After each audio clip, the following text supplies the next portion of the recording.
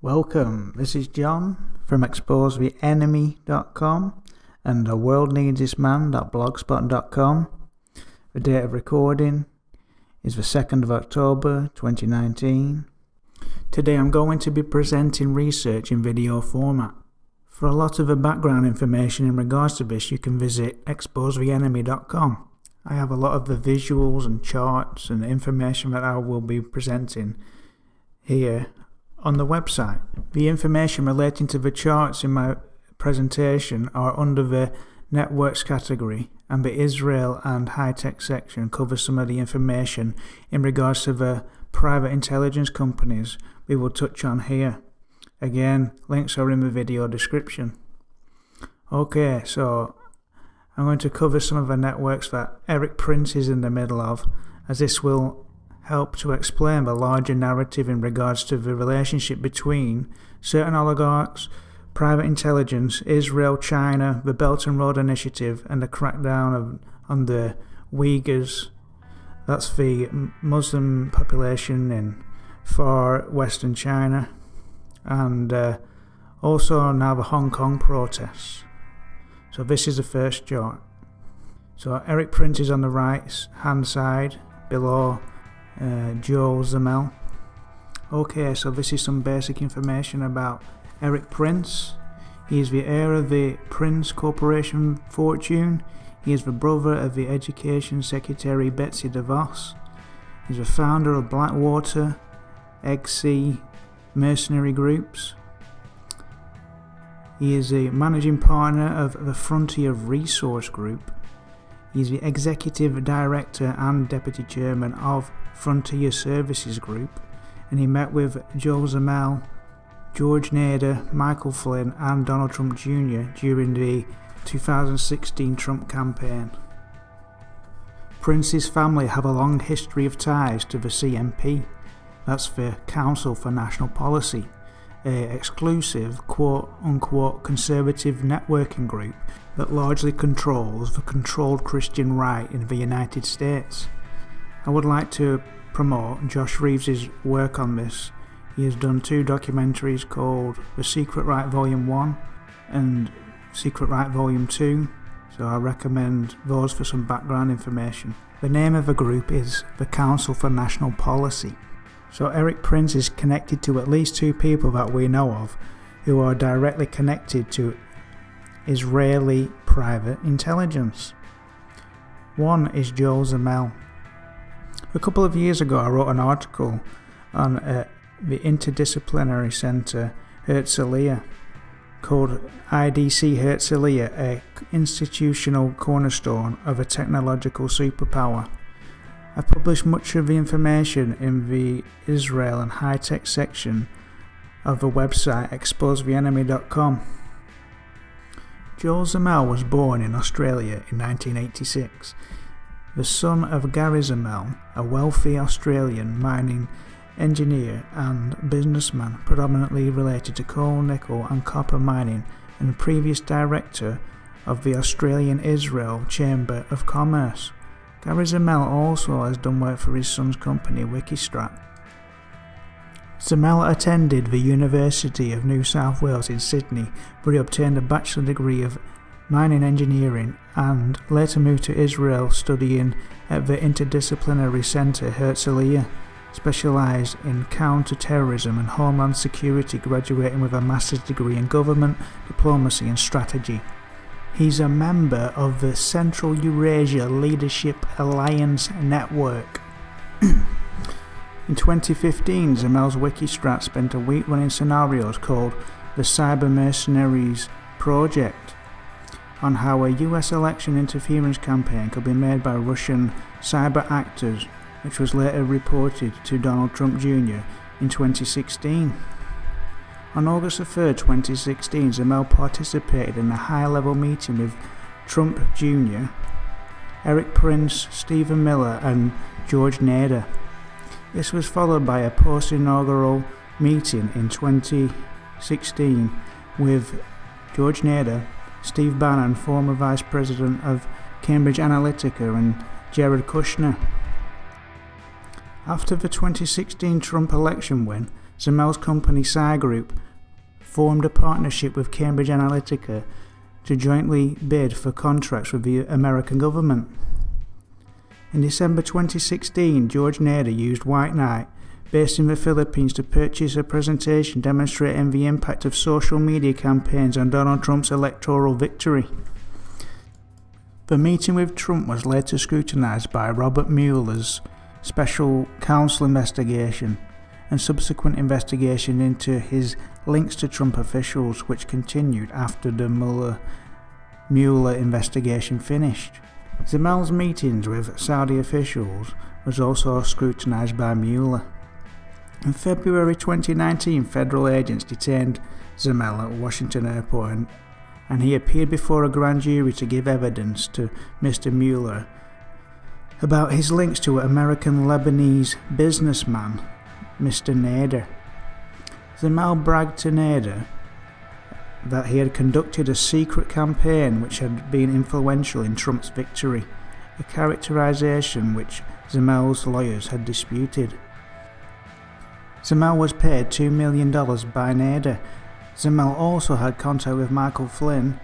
Zamel had first met Nader at the St. Petersburg International Economic Forum in June 2016. Now keep in mind that the SCL Group company ultimately was owned by a Duma representative, Mikhail Slipinchuk.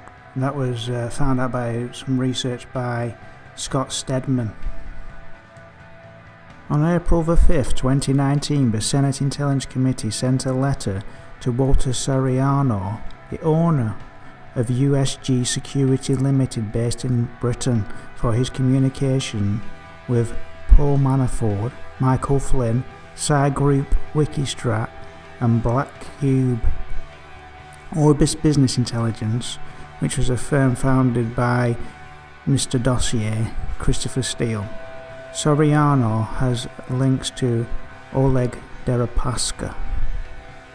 Zamel's firm has completed work for Oleg Deripaska and Dmitry Rybolovlev. Zamel has been represented by Mark McKasey, who specialises in reputation protection. McKasey, a former law partner of Rudy Giuliani, has also represented Donald Trump as a client, as well as Donald Trump Jr., Ivanka Trump, Eric Trump and the Trump Foundation in response to a civil lawsuit filed by the New York State Attorney General's office, as well as Eddie Gallagher, a soldier accused of committing war crimes. So Mark McKasey, he's the son of Michael McKasey, the former Attorney General under George W. Bush. He is also a long-term friend and colleague of Rudy Giuliani. In fact, I made a video about a year or so ago about Rubashkin, that he got pardoned by Trump. He was this Lubavitcher kosher meat factory runner. Yeah, he was involved in all kinds of crime. Michael McKasey helped to get him released, and then he received these awards from Chabad Lubavitch. He's also featured heavily in a video that I did called The Mayor, the Mafia and the McKaseys. So there's plenty of background information you can look into there. Rudy Giuliani was also appointed to a cyber position during the Trump transitional period. So now that we're on Zamel, I will touch on this, which I may need to go into further detail in the future. This graphic here shows the connection Zamel and George Nader have to the highest levels of the Saudi regime that were behind the assassination of Jamal Khashoggi. There is another link to another Israeli private intel startup called NSO Group. Again, there's more information about NSO Group on the website exposetheenemy.com. So this graphic shows Eric Prince's links to SCL Group and Cambridge Analytica via Zamel and his Frontier Services Group business partner Johnson Kung Shaw Co. It's based in Hong Kong. The current Hong Kong protests that are ongoing right now are no coincidence, believe me. And Who do we find in the middle of the Hong Kong protest? The man in the middle of this network, Steve Bannon. Bannon was also paid to give a speech at an event held by CITIC Securities, which is a subsidiary of SCL Group, the government of the People's Republic of China's largest investment bank. SCL Group is the majority shareholder of Frontier Services Group, where Eric Prince is the executive director and deputy chairman. Zhang Zhengming is the chairman of SCL Group, and he's the chairman of the board of Frontier Services Group. So that's your great libertarian American patriot, Eric Prince. Also, if you think that Steve Bannon is real opposition to China, or even the narrative that China isn't in fact working with these people, you have been misled. And the same goes for Alex Jones. He won't expose these links, but he'll cry on about the Chi-Coms all day and George Soros. He won't talk about the CMP, Eric Prince and Bannon's connections, will he? He won't talk about Israel and China, Israel and Russia, Russia and China, etc. This information that I'm presenting, this should be the benchmark. So earlier I referred to Joe Zamel being one of Eric Prince's links to these Israeli private intelligence networks on the first graphic. Well, going back to that one, the picture of the woman Litel Hashem, who is actually linked to Carbine, well, herself and Prince, they're connected via Frontier Resources Group, where Litel is the executive director.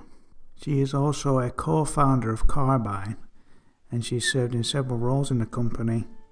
Her partner, Amir Alice, is a fellow co-founder and the CEO of the company. Eric Prince is the managing partner of Frontier Resources Group, so that's the connection. I'd just like to say I came across this information via Bridget on Twitter and Zev Shalev, so I'd like to thank those for that. Now this is a bit of information about Carbine. Carbine is a public safety technology company that has developed a call handling ecosystem which delivers enhanced IP-enabled communication features and caller solutions. Their end-to-end digitalized NG911 ecosystem brings all available data sources for emergency services into one response system. In 2015, the company offered services through an app, See Now. It is believed that this app or something similar is being used by Chinese authorities as part of an aggressive surveillance campaign against the Uyghur population.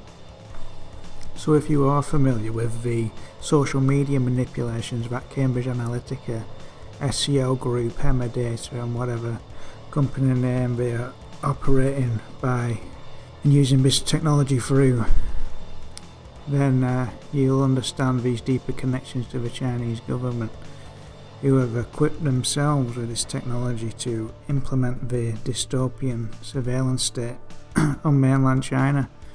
And that isn't just against the Uyghur example, but that seemingly is one of the worst. Well, they have equipped themselves with the technology via espionage, investments in Israeli startups such as this Guangxi Science, or business relationships with Eric Prince and Dorian Barak, and a lot of this technology coming through Israel via the United States, whether it's through the Talpiot program, just their own espionage of these other bilateral agreements and foundations like BIRD and BARD, the technology transfer programs and the handing of sophisticated high technology weapons to Israel, and all that stuff. It's getting back engineered or being shipped to China. On the website exposetheenemy.com there is a lot of information in regards to Israeli espionage over the years. I also wrote an article named Diplomatic Foundations of China-Israel Relations. that will provide some background information. This clip here gives an idea of the big picture of what's really happened and what's going on, just adding the background information on China, and then you'll have a deeper understanding. And let them, I want to give people information so that you can act on it, because one person alone cannot do it, but the American people are a sleeping giant, and we're beginning to wake up, and I see it every day, everywhere in this country. We're fed up. We realize that we've got to put an end to these lies. We've got to put an end to this corruption. We've got to put an end to this treason. We cannot have a foreign fifth column running the government of the United States. It's as simple as that.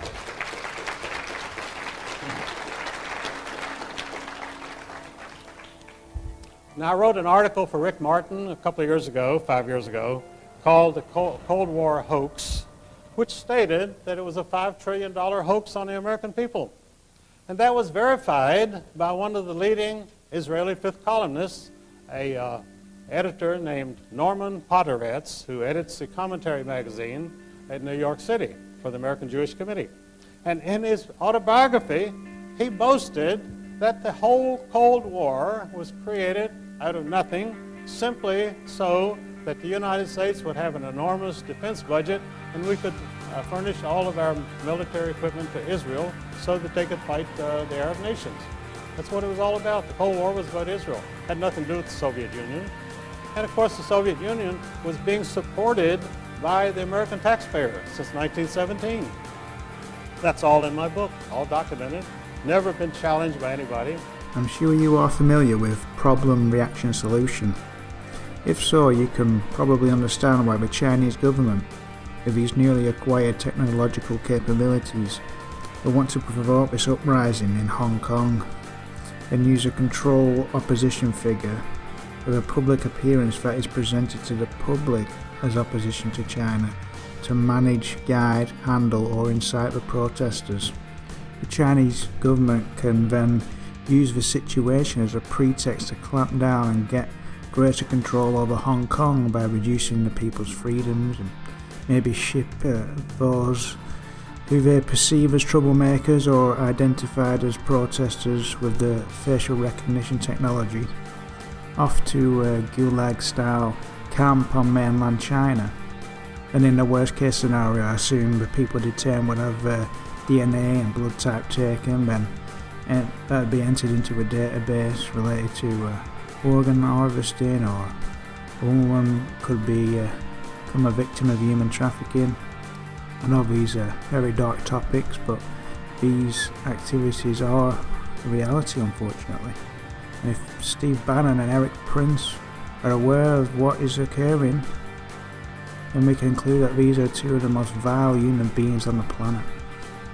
Anyone familiar with Prince's past would probably already have a pretty low opinion of him based on the morality of the man, from his founding of the mercenary company Blackwater to recently starting his own ammunition line.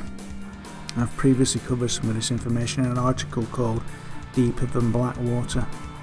So, if I told you that the company, Frontier Services Group, that Prince is a executive director and deputy chairman, is training Chinese authorities, and the company set up a training camp in Xinjiang region, the same region where the Uyghur population have been subjected to this totalitarian oppression, you really wouldn't be surprised. Sadly, it is true. So, not only is there a link to Prince via the car buying app suspected of being used by the Chinese authorities in Xinjiang, but he is a top brass of a company that is training the authorities.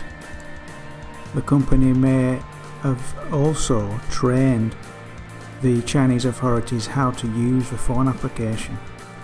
There is also spyware being used to track the phones, the same type of spyware sold by another Israeli company, SCL Group, with strong ties to the Israeli unit 8200, which is Israel's NSA. Now, SCL Group's Pegasus software is believed to have been used to track Jamal Khashoggi before he was assassinated at the Saudi embassy in Istanbul. Michael Flynn's Flynn Intel Group, they lobbied for NSO Group, so that's another connection. So how does this fit into the bigger picture? If you understand China's Belt and Road Initiative, then you will understand that major plans of the project's development run through the Xinjiang province, which has largely operated autonomously due to the region's distance and insignificance to Beijing being a vast region of deserts and mountains. But the Belt and Road Initiative has changed Beijing's view on the region. As you can see in this map of the proposed Belt and Road Initiative plans, 3 of the major railway lines converge in the region. This is the Hong Kong-Zhuhai-Macau Bridge. On the 24th of October 2018, the HZMB was opened to the public after its inauguration a day earlier by Xi Jinping. The completion of this key infrastructure linking Hong Kong to mainland China and the situation in Hong Kong at present are not unrelated in my opinion. Not only does the bridge bring mainland China and Hong Kong closer, it allows China much more efficient access to Hong Kong for mainland authorities to respond to this what I believe to be manipulated uprising. It also makes it easier to transport infrastructure to build the surveillance state they desire Hong Kong to be, as well as removing people they choose to re-educate or brainwash in camps on the mainland. I used to be one of those people like, I got nothing to hide, I'm just a student, but I was very wrong. They're targeting everyone. As long as you're going out of your house, you're being surveilled. In Xinjiang, in northwestern China, 13 million Turkic Muslims are already enduring extraordinary suppression at the hands of the Chinese government. And authorities there are building a surveillance state to be able to track their every move. Across the northwestern province of Xinjiang, an estimated 1 million Chinese Muslims have vanished into a vast network of detention centers for what China calls re-education. The region is now under what's probably the most intense government surveillance in the world. Every 200 meters would have a police checkpoint. And then on top of that, there are all these checkpoints at public places wherever you go. If you're Uyghur, they stop you. They would just say, "Where's your ID? I want to check your ID." They would punch in the ID number and then they would see everything about you. One tool at the heart of Xinjiang's surveillance system is the IJOP, or the Integrated Joint Operations Platform. The IJOP has an app that's used by police and government officials to track extraordinary amounts of personal information about individuals, ranging from their religious habits to their blood type. Human Rights Watch got a hold of a copy of the app and used a technique called reverse engineering to look at the source code, basically the design of the app. This is what it looks like when an officer pulls up an individual's profile. They enter the person's name, ID number, ethnicity, and then the officer takes a photo of the person's ID card to see if that matches the person's face. As you scroll, you see more information is being collected from the person, including their address, how tall they are, their blood type, their educational level, their occupation, their political affiliation, information about their car, license plate, driver's name, driver's ID card number. On its surface, most of this information looks like standard fare for police, but as we dig deeper into the app, we can see that ordinary, routine, legal behavior is being treated by authorities as suspect. This is what it looks like when the IJOP system has flagged someone whose phone number the system has lost track of. The IJOP system sends an alert to government officials to go and investigate the reason why that phone number has gone missing, and note if this person is suspicious and requires further investigation. Or here's another example. This is a report that the IJOP system sends to government officials about someone who used an unusual amount of electricity. The report includes the date in which the unusual amount of electricity used was logged by the system, how much electricity was used, what was the meter reading, and what is the usual range of electricity used. Then the government official is required to go and investigate this person. If you use WhatsApp or Viber or Telegram, that might be considered suspicious. If you go at the back door of your house instead of the front, the police might turn up to investigate. The list goes on. The information from the app feeds into a central system and combines with information from other surveillance systems, including CCTV cameras that rely on facial recognition software, and even Wi-Fi sniffers that are used as people walk through checkpoints to pull information off their phones. The IJOP system aggregates all this data about people, flags those it deems suspicious, and sends alerts to nearby officials. These dubious criteria are being used to identify large numbers of people, many of whom are then arbitrarily locked up. In total, I spent about a month in different jails. I wasn't officially accused of anything or charged with anything. The official paperwork said something like, I was arrested under the suspicion of disrupting the societal order. Then after that, I was basically under house arrest, because they marked my ID card.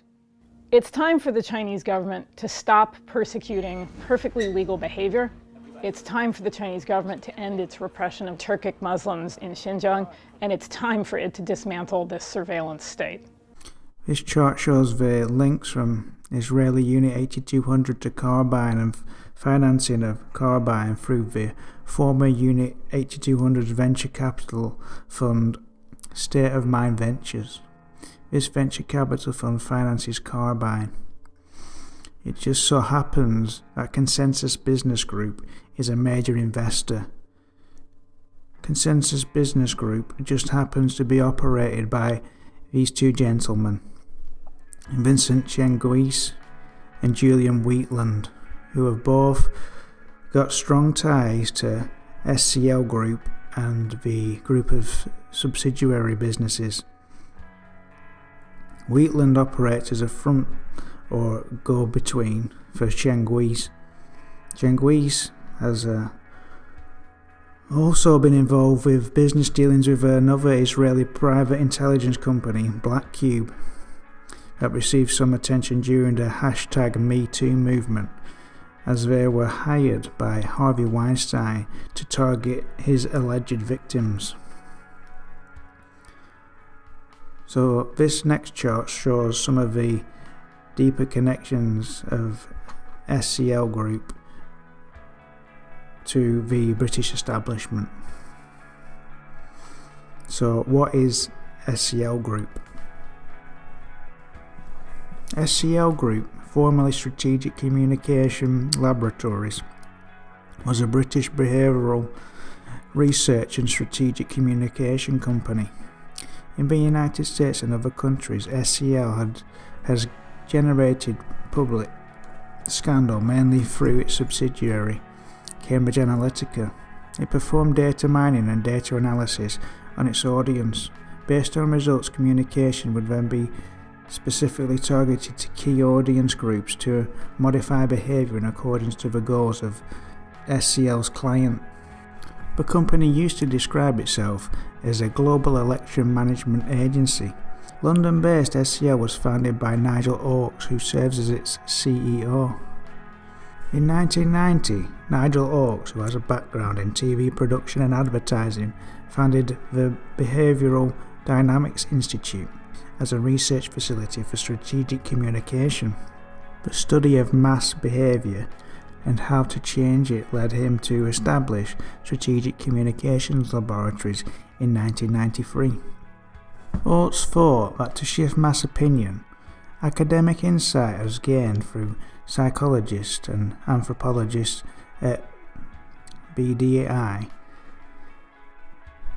should be applied and would be more successful than traditional advertising methods. BDI became a non-profit affiliate of SCL. One of the former directors is Lord Ivor Mountbatten, a cousin of Queen Elizabeth II. After an initial commercial success, SCL expanded into military and political arenas. It became known for alleged involvement in military disinformation campaigns, the social media branding and voter targeting. In 2005, with a glitzy exhibit at Defence and Security Equipment International, the United Kingdom's largest showcase for military technology, SCL demonstrated its capacity in influence operations to help orchestrate a sophisticated campaign of mass deception on the public of a big city like London. According to its website, SCL has participated in over 25 international political and electoral campaigns since 1994. SCL's involvement in the political world has been primarily in the developing world, where it has been used by the military and politicians to study and manipulate public opinion and political will. It uses what have been called psyops to provide insight into the thinking of the target audience.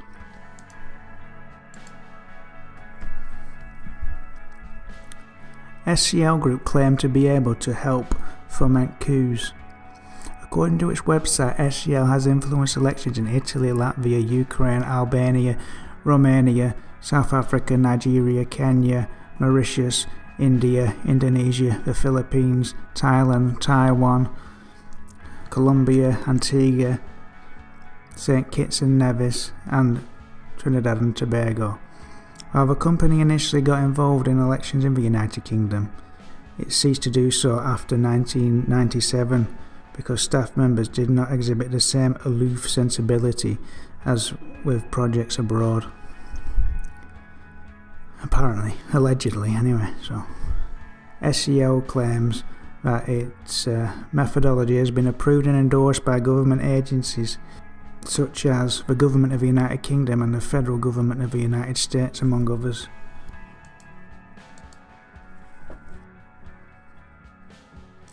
The British Ministry of Defence hired SCL to carry out work on at least 2 projects for them, and also placed SCL on List X, which allows SCL access to secret documents prior to 2013, according to this Guardian article. So let's take a look at these other people. Steve Tatum, he has his own offshoot now of IOTA Global, the original company that operated under the SCL Group umbrella. Their work involves training in these cyber operations and these troll farm style fields that were made famous in the fallout of the 2016 US presidential campaign. Tatum has a background as a Navy officer and expert in military public relations and strategic communication. He was Director of Communication Research at the UK Defence Academy, Advanced Research and Assessment Group, and led the intellectual development of strategic communication across the Ministry of Defence. He was advisor to the commander of UK forces in Afghanistan in 2007-18, helping to develop a groundbreaking soft power alternative to hard military force. He was a public spokesman for the British military. Tatum is the author of Strategic Communication, a primer, the British military's first articulation of strategic communication doctrine, as well as being written to aid the authors of the Ministry of Defence Doctrine and Concept Centre's formulation of counterinsurgency doctrine. So we're really getting into the heart of soft power operations and fifth dimensional information warfare. You know, there's a reason that Alex Jones has a website called InfoWars. Now you won't hear any of this information coming from him. You know, his network of clowns like Jack Posobiec, they have been covering up these links between Cambridge Analytica and the Trump campaign and downplaying Cambridge Analytica. So, Lord George Patty is someone that I'll I have to get into more detail about in the future in regards to some interesting information I've come across, but this chart lays out some of the links to the British military industrial complex company, BAE Systems, and to NATO. Lord Marland is of great interest because of what we have been dealing with in Britain today. We know that Cambridge Analytica was used by the Leave EU and Aggregate IQ. That was a Canadian subsidiary of SCL Group and was utilised by Vote Leave that Boris Johnson, the now Prime Minister of Great Britain, was operating. It is no coincidence that we find Johnson as British Prime Minister at this crucial time. So both of the prominent campaigns for Brexit are connected back to SCL. As Lord Marland, who is also a venture capitalist, is a prominent shareholder in SCL Group, or was. Interestingly enough, Lord Marland is a Brexiteer, according to The Guardian. In 2007, Marland was a key part of the team which saw the election of Boris Johnson as Mayor of London. Knowing of Marland's ties to SCL Group, you really need to question if they assisted Johnson's campaign to become Mayor of London. At the time, Marland was treasurer of the Conservative Party, overseeing the party's finances. I find it hard to believe that this is just a set of coincidental occurrences. That takes us to this graphic. Now you may not understand this, but it's clear to me, so let me explain. Lord Marland, Henry Kissinger and Richard Burt are members of the Atlantic Partnership think tank. In fact, Marland, he is the treasurer. So again, we find he oversees the money of this organisation as well. Remember, he is a venture capitalist who is invested in SCL and oversees the Conservative Party treasury, who people like Jen Guis donate large sums of money to. And he's also an investor in SCL, yeah. So Marland can move money. He's part of the upper echelon of the British establishment and linked to the US establishment, as we can see here, through the Atlantic Partnership. So the Atlantic Partnership is an elite networking group set up to foster closer relations between the US and Europe, though its main impetus in Europe seems to have come from pro-US forces in the UK, including those with close links to NATO and other Atlanticist groups. Richard Burt is on the board of directors of the CNI, Centre for the National Interest, as well as a board director of the US-Russia Business Council. Burt is on the Alpha Capital Partners Advisory Board, in which Russia's Alpha Bank is an investor. I think it actually oversees the whole thing. I'm sure some of you are aware of Alpha Bank. That's Mikhail Friedman's bank. He just happens to be a CFR member, and he has huge ties to Israel and Russia. But Alpha is part of this Alpha Access Renova group, controlled by Friedman, Viktor Vekselberg, Len Blavatnik, and German Khan. Kissinger's lobbying firm, Kissinger Associates, so that's now McLarty Associates. They're a member of the US-Russia Business Council, and they lobby for a lot of Russian business in the United States, as well as for US businesses in Russia. So McLarty Associates received $365,000 to lobby for this new European pipeline AG, a firm that's controlled by Russian oil company Gazprom. So beginning in February 2016, Richard Burt and a colleague represented the 5 European energy companies investing in Nord Stream 2, an expansion of a Nord Stream pipeline which would allow Russian gas to reach Europe without going through Belarus or Ukraine. Bert contributed to Trump's first major foreign policy speech on April 27th, 2016 at the Mayflower Hotel. In the speech, Trump called for greater cooperation with Russia. Bert was the top national security advisor to the 2016 Trump campaign. Also, that speech that Trump gave at the Mayflower Hotel, that was held by the Centre for the National Interest.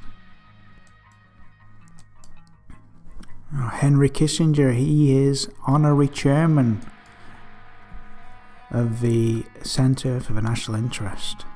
Kissinger advised Trump in December 2016 to accept Crimea as part of Russia in an attempt to secure a rapprochement between the United States and Russia, whose relations soured as a result of the Crimean crisis.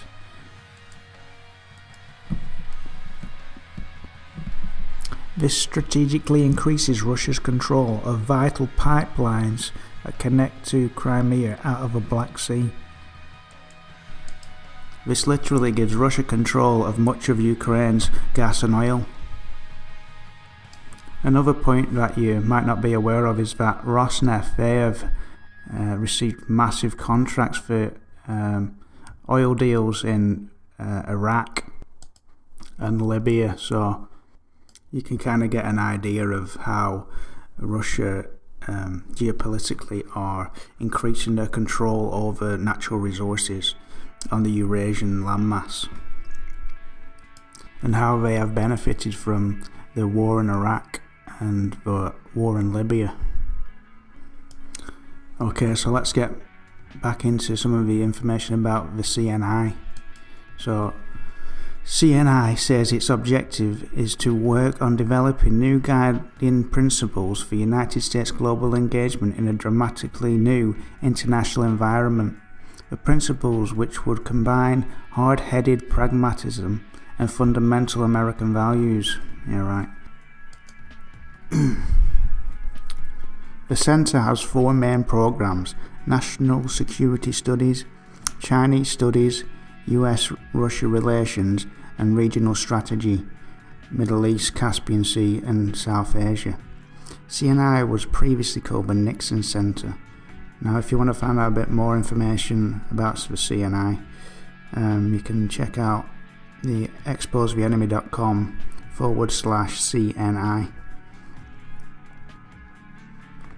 I'm sure most of you would be aware that Nixon and Kissinger were instrumental in opening China to the West. Since then, we've seen the steady deindustrialization of the Western Hemisphere. We've seen this huge investment into China by these huge multinational corporations and Wall Street. Now we see the emergence of the Belt and Road Initiative, the ASEAN Free Trade Agreement Zone, and the Asian Economic Union Free Trade Development. This is part of the development of the New World Order that Kissinger spoke about in the past, and the big industrialists like David Rockefeller. So this is a topic of Zbigniew Brzezinski's The Grand Chessboard, regarding the landmass of Eurasia as the centre of global power.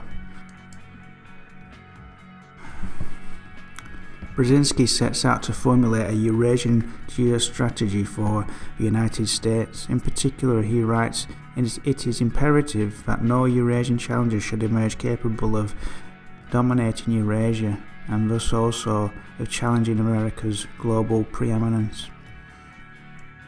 Much of his analysis is concerned with geostrategy in Central Asia, focusing on the exercise of power on the Eurasian landmass in a post-Soviet environment. In his chapter dedicated to what he refers to as the Eurasian Balkans, Brzezinski makes use of Mackinder's heartland theory. This is Brzezinski with the man behind the Eurasian movement, Alexander Dugin. Now, if your goal was to create a new world order and wanted to have control of Eurasia, it'd be a pretty good idea to create a Eurasian movement yourself, with a cult-like leader at the helm like Alexander Dugin. You could use Dugin to lend support to someone like Donald Trump and be a major influence connected to the alt-right movement, claiming to oppose globalism, and is promoted on other false opposition platforms like InfoWars that also promotes a pro-Putin message. Like Brzezinski says, whoever controls Eurasia controls the world, so in theory, Eurasianism is globalism. So, just to bring this full circle, I mentioned the USRBC, the US-Russia Business Council. How they partnered with Skolkovo Foundation's Startup Village on May the 29th of 2019 to organise a panel featuring 3 USRBC member companies, which is Microsoft CEO, for startups in North Asia. Citi's head of venture investments in Israel, and Pepsi's senior director for insights, to share how US companies are working with startups around the world and in Russia to advance innovation. So Skolkovo Foundation Startup Village is Russia's biggest startup event, and Viktor Vekselberg, he is in charge of the Skolkovo Fund. His name is listed here as a participant in a US-Russia business meeting with the president of the US-Russia Business Council. So, Vekselberg's Renova Group, they own the venture capital company Columbus Nova, which Vekselberg's cousin, his name is Andrew Intrater, operates. So Andrew Intrater donated $250,000 to Trump's inaugural fund and $35,000 to a joint fundraising committee for Trump's re-election and the Republican National Committee. So during 2017, Columbus Nova made payments of at least $500,000 to a bank account maintained by Michael Cohen, then acting as President Trump's personal attorney. So guess what else? Columbus Nova and Intrater are major investors in the Israeli company Carbine. I'll just leave you with this little tidbit to bring this full circle. So you've had a nice little tour around this global network. The USRBC are partnered with St. Petersburg's International Economic Forum. This is from the website. The US-Russia Business Council is pleased to support the International Conference on Securing Investment Growth in Russia, InvestRus. The conference will provide the international business community with an opportunity for direct dialogue with senior Russian government officials on ways of improving the investment climate and identifying new investment opportunities in Russia and other Eurasian Economic Union markets. The agenda will focus on legislation and regulatory improvements and highlight new opportunities in specific Russian regions and industry sectors. The speakers will address measures for protecting investors, attracting foreign investment in export-oriented projects, and encouraging investment by business owners. In addition, the conference will feature expanded meetings of the coordinating councils for waste management and agribusiness development in Russia's Central Federal District and a St. Petersburg International Economic Forum session on investing in Russian regions. And remember SCL Group, when I mentioned earlier, Scott Stedman ultimately found that Duma representative Mikhail Lipinchuk was the owner. Okay, so the 400 multinational corporations that are represented by the US Russia Business Council They support the Eurasian Economic Union. They're designing it. They're creating the regulations influencing the whole project. I'll leave you with this so we can say that we've really come full circle. Remember SCL Group, as I mentioned earlier, Scott Stedman ultimately found that Duma representative Mikhail Slipinchuk was the owner.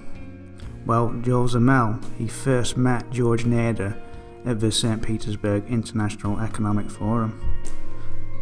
So with that, I'd like to say good day. Thanks for listening.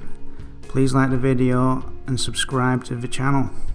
And thank you to anyone who's assisted in any way.